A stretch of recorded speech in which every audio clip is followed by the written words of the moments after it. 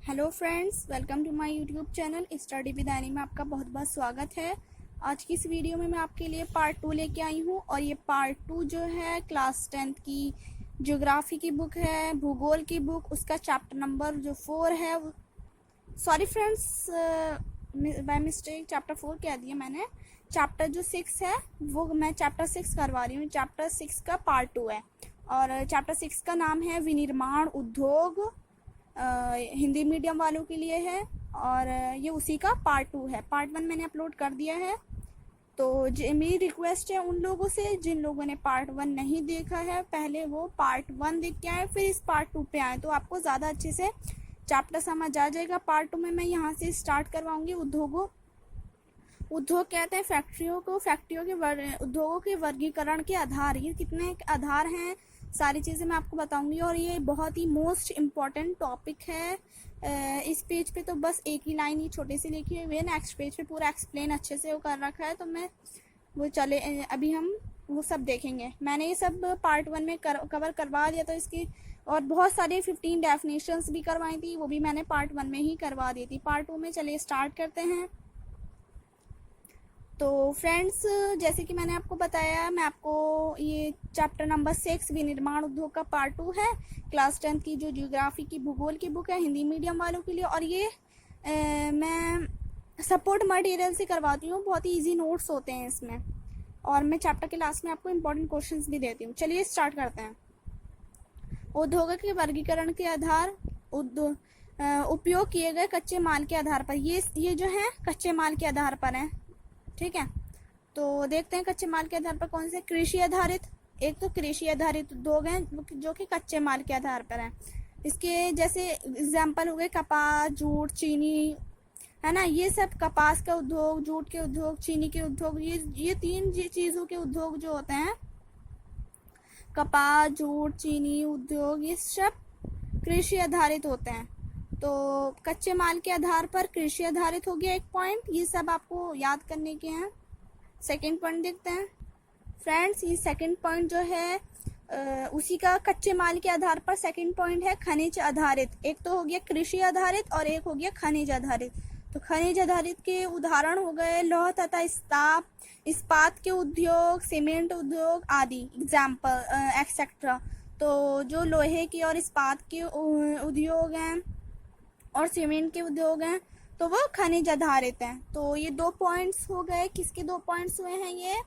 ये उद्योग के वर्गीकरण का कच्चे माल के आधार पर हो गए। तो चलिए अब नेक्स्ट देखते हैं मुख्य भूमिका के अनुसार, जो जिनकी भूमिका के अनुसार वो क्या है। तो फर्स्ट पॉइंट उसका है आधारभूत या प्रमुख उद्योग और सेकंड पॉइंट है उपभोक्ता उद्योग। तो आधारभूत या प्रमुख उद्योग में मतलब आधारभूत या कह लो या प्रमुख उद्योग कह लो, दोनों एक ही बात है। तो इसके एग्जाम्पल हैं उदाहरण लौह इस्पात उद्योग, तांबा प्रागलन, एल्युमिनियम प्रागलन आदि। इन सब के जो एल्युमिनियम के, तांबा के, सब जो इस्पात के, लौह इस्पात के, जो ये सब जो उद्योग हैं वो आधारभूत या प्रमुख उद्योग कहलाते हैं और ये मुख्य भूमिका के अनुसार है। अब उपभोक्ता उद्योग कैसे हो गए? पेपर उद्योग, पंखा आदि, पेपर के उद्योग, पंखा उद्योग आदि, ये सब जो है उपभोक्ता उद्योग हैं जो कि उपभोक्ता यूज करते हैं। कस्टमर, उपभोक्ता कहते हैं हम कस्टमर को, तो कस्टमर यूज करते हैं। कस्टमर कौन है? हम लोग कस्टमर हैं, कंज्यूमर, तो वही इसको यूज करते हैं। तो नेक्स्ट देखते हैं स्वामित्व के आधार पर। तो 3 आधार पर इसका वर्गीकरण हम कर सकते हैं। अगर एग्जाम में क्वेश्चन आ जाए कि उद्योगों का वर्गीकरण के उद्योगों के वर्गीकरण के आधार पर कितने होते हैं, तो 3 होते हैं। एक होता है कच्चे माल के आधार पर, एक स्वामित्व के आधार पर और एक मुख्य भूमिका के अनुसार। ये 3 हो गए और तीनों के हमने दोनों के पहले शुरू के दोनों के तो हमने 2-2 पॉइंट्स पढ़े, उसके एग्जाम्पल दे रखे हैं बहुत सारे, आप बस 1 या 2 एग्जाम्पल लिख दें तो काफी है। स्वामित्व के आधार पर देखते हैं सार्वजनिक क्षेत्र, निजी क्षेत्र, संयुक्त क्षेत्र और सहकारी क्षेत्र। सार्वजनिक क्षेत्र मतलब हो गया सार्वजनिक जिसपे स्वामित्व जो है, जैसे ये स्वामित्व के आधार पे, स्वामित्व कहते हैं मालिकाना हक को। तो सार्वजनिक क्षेत्र में मालिकाना हक सरकार का होता है। निजी क्षेत्र में मालिकाना जो हक है वो एक व्यक्ति का होता है या ग्रुप ऑफ पीपल्स का होता है। एक व्यक्ति का होता है या समूह का होता है, या किसी भी कंपनी के जो कंपनी का होता है। और संयुक्त क्षेत्र में अपना ही खुद मालिकाना हक होता है। सहकारी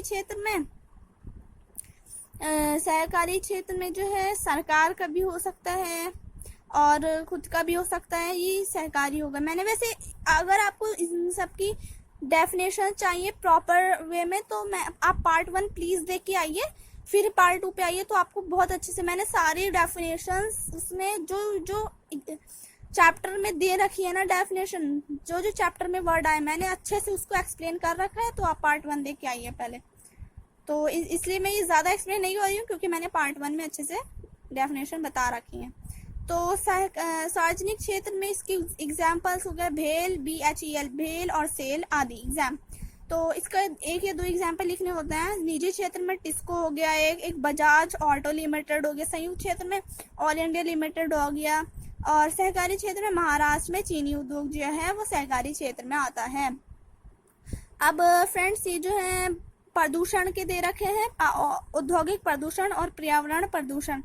मतलब ये प्रदूषण पे है कैसे, आपको जैसे क्वेश्चन आ जाए औद्योगिक प्रदूषण और पर्यावरण प्रदूषण पे लिखिए, कोई एक्सप्लेन करिए, तो आपको बस सारे प्रदूषण, ये बहुत बच्चों वाली चीज़ है ये, जो कि छोटी क्लास में हम लोगों ने कर रखी है। वायु प्रदूषण, जल प्रदूषण, तापीय प्रदूषण और ध्वनि प्रदूषण। बस ये आपको तापीय प्रदूषण एक ऐसा आया है इसमें बुक में जो कि आपको थोड़ा देखना पड़ेगा, बट ये जो है वायु प्रदूषण, जल प्रदूषण, ध्वनि प्रदूषण आपको पता है और आप अपने आप से हिंदी में बना के लिख सकते हैं। तो चलिए पढ़ लेते हैं फिर भी एक बार।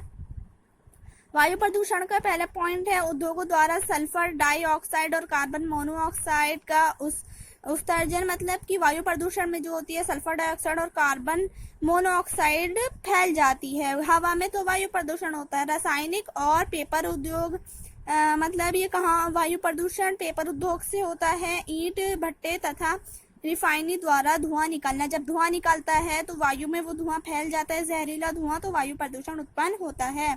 तो जल प्रदूषण कैसे के पॉइंट्स देखते हैं। औद्योगिक कचरे, कार्बनिक तथा अकार्बनिक द्वारा प्रदूषण। मतलब कि जल में जो कि नदियां हैं, नदियों में पानी जो जल होता है या किसी भी तालाब में किसी भी चीज में उसको उसमें कचरा वचरा डाल के उसमें कार्बनिक अकार्बनिक पदार्थ सारे चीजें डाल के गंदी संदी और तो जल प्रदूषण उत्पन्न होता है।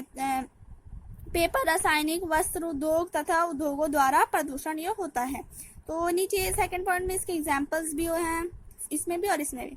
तापीय प्रदूषण देखते हैं क्या है, ये नया है और इसका बस एक ही पॉइंट है, ये इम्पोर्टेंट भी नहीं है इतना तो, लेकिन फिर भी देख लेते हैं। कारखाने और तापीय संयंत्र द्वारा गर्म जल का नदी में गिरना। मतलब बस इसमें यही चीज है, बस यही एक कॉमन सी चीज है इसमें कि जब गर्म जल हो जाता है तो वो नदी में गिर जाता है। तो कौन सा गर्म जल, हम कोई से भी गर्म जल को ले लें, वो गर्म जल नदी में गिर जाए तो हमारा तापीय प्रदूषण उत्पन्न होता है। कारखाने और तापीय संयंत्र द्वारा, कारखाने का गर्म जल या गरम पानी तापीय संयंत्र का, तो वो नदी में गिर जाए तो हम तापीय प्रदूषण उत्पन्न हो जाता है। तो ध्वनि प्रदूषण, सुनने की क्षमता प्रभावित होती है इससे। मतलब बहुत ज़्यादा कोई बीमार है तो बहुत ज़्यादा तेज़ ध्वनि में, बहुत तेज़ आवाज़ में कोई गाने सुन रहा है या कोई कुछ भी चीज़ देख रहा है, वॉल्यूम बहुत तेज़ कर रखी है, उससे ही ध्वनि प्रदूषण उत्पन्न होता है। हृदय गति तथा रक्तचाप बढ़ जाता है, इसमें हमारा दिल धक धक करने लगता है। और आपने देखा भी होगा ज़्यादा तेज़ आवाज़ होने से तो दिल में, हमारे हृदय में हलचल होने लगती है ना, और रक्तचाप बढ़ जाता है तो हमें परेशानी होने लगती है और उससे ही रक्तचाप बढ़ जाता है। तो यही सब है इसमें प्रदूषण में, यही बताया है। और ये सब इतना इम्पोर्टेंट भी नहीं है क्योंकि आप, मतलब मुझे पता है कि कोई भी बंदा है वो कर सकता है, प्रदूषण पे कोई हार्ड नहीं है निबंध लिखना। कुछ पॉइंट, 4 पॉइंट भी लिख दें तो काफ़ी है, 2 पॉइंट भी लिख दें तो काफ़ी है। तो चलिए हमारा चैप्टर खत्म होता है, नेक्स्ट वीडियो में आपको लिए इंपॉर्टेंट क्वेश्चन अपलोड कर दूंगी। मिलते हैं नेक्स्ट वीडियो में, तब तक के लिए take care and bye bye all of you and thanks for watching. हाँ, कमेंट करके ज़रूर बताना कि आपको वीडियो कैसी लगी, अगर कोई डाउट है तो वो भी आप कमेंट के जरिए क्लियर कर सकते हैं। अगर वीडियो अच्छी लगी तो प्लीज़ लाइक करिए, ज़्यादा से ज़्यादा शेयर करिए और सब्सक्राइब करना ना भूलें मेरे चैनल को। Don't forget to subscribe, press bell icon press कर दे ताकि आपको आने वाली नोटिफिकेशंस वीडियोस की सबसे पहले मिल जाए। तो थैंक्स फॉर वॉचिंग।